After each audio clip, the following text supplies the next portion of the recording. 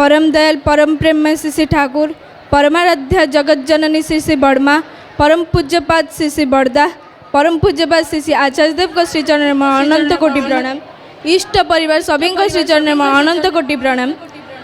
एठारे उपस्थित भक्तिमती मातृमंडली, साधुसज्जन मंडली, स्नेहर छोट एवं बड़ भाई और भौणी माने समस्त को मोर आंतरिक राय एवं जयगुरु। आज परम दयाल परम प्रेममय श्री श्री ठाकुर अनुकूल चंद्रंकर 138तम जन्म महामहोत्सव भुवनेश्वर सत्संग विहार आनुकूल्य यही बालीजात्रा पड़िया बहु साड़ंबर परिपालित होउछि आमर सुधा सर्जना महामहोत्सव।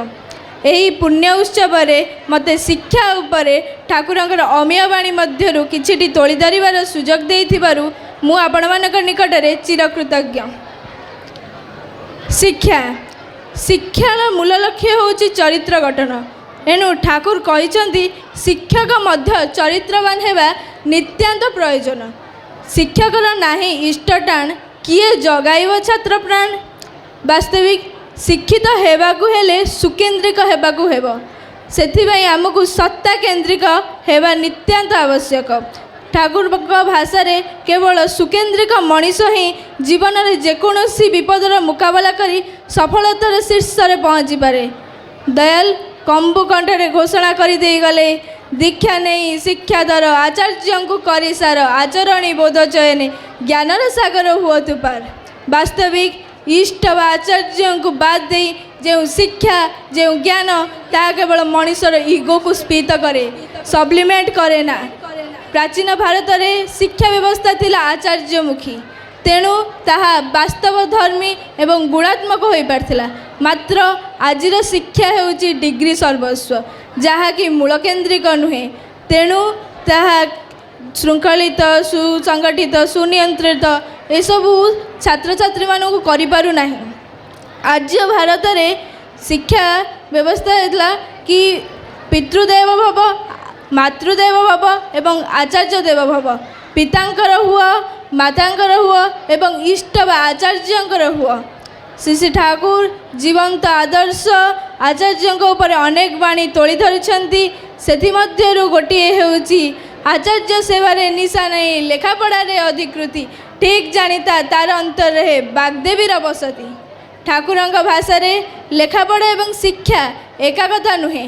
लेखापढ़ा माने लेखिबा एवं पढ़िबा, मात्र शिक्षा माने चरित्र गठन करिबा, अभ्यास व्यवहार को सुनियंत्रित करिबा, नीति गुड़ी को जीवन सह गुंथि देवा। दयाल माँ मानक शिक्षा पर मध्य अनेक गुरुत्व देइछंती। पुरुष एवं नारी मानक शिक्षा अलग हेबा उचित। माँ मानक शिक्षा हेबा उचित तांकर वैशिष्ट्य पई उत्कर्ष एवं पोषण पाई, किंतु पुरुष मानक शिक्षा हेबा उचित तांकर वैशिष्ट्यर स्वभावगत विकास पाई। सबुर मूल रे माँ ही रही थाए ना। वैशिष्ट्य को बर्बाद करदेले भल हुए नहीं। माँ माने किपरि भल गृहिणी हेबे, भल माँ हेबे, सेही भली भाबरे तांको शिक्षा हेबा आवश्यक। यही लक्ष्य उपर छिड़ा होई जेते विद्वेषी और कार्यक्रम हो पारिबो सेते ही भल। दयाल माँ मानकर अष्ट वैशिष्ट्य उपर अनेक प्राधान्य देइछंती। जगत जननी श्री श्री बड़मा हेउछंती आम मानकर जीवंत उदाहरण। कथारे अछि न जागिले तुमे भारत लड़ना, तेवे जाति जागे ना जागमा लक्ष्मी जागमा सरस्वती। श्री श्री ठाकुर माँ मानक मध्य से लक्ष्मी एवं सरस्वती को देखा चाहिए। केते जे से आशावादी थिले एथिरु जना पड़ जाए। वर्तमान युव समाज परम पूज्यपाद श्री श्री आचार्य देव का आशीर्वाद बहन करी पूज्यपाद श्री श्री अरविंद दादांकर पूत प्रेरणा जे भली भावे प्रिय परम को नहीं जीवन को उपभोग करुछंती ता इतिहास रे विरल अटे। सही समय रे युवा समाज प्रिय परम को मथारे बहन करी जीवन दंड जे आचार्य तांकु आश्रय करी जीवन को उपभोग करुछंती। यह सत्संग राज्य को बाद देले केउठी देखा जाए ना। यह को अष्टम आश्चर्य कहले भी अत्युक्ति हेब नहीं। आसंतु आमे प्रत्येक प्रिय परम को मथारे बहन करी जीवन को उपभोग करिबा एवं गाई उठिबा वंदे पुरुषोत्तम वंदे पुरुषोत्तम वंदे पुरुषोत्तम। जय गुरु।